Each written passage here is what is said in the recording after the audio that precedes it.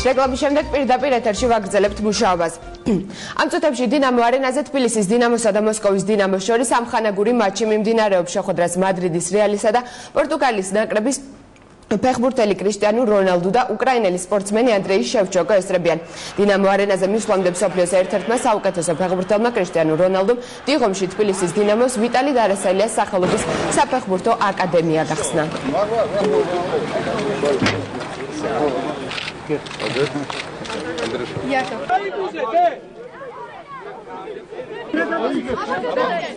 Perfect. Oh my God.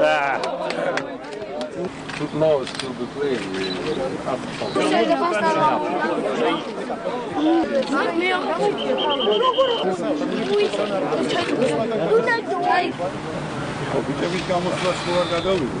Ronaldo. Cristiano Ronaldo. Андрей.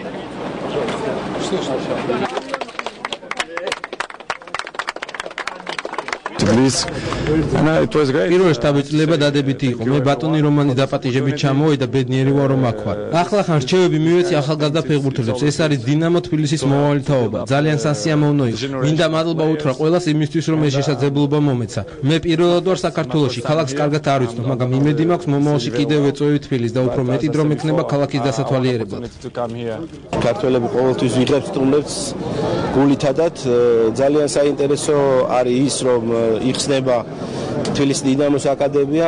ჩვენ ცოტა ადრე მოგვიწია ამ ობიექტის გახსნა და ბედნიერები ვართ, რომ ესეთი ჩვენ დაუდეთ საფუძველი იმას, რომ საქართველოში ულტრათანამედროვე სპორტული ობიექტი და საფეხბურთო ობიექტი აშენდა.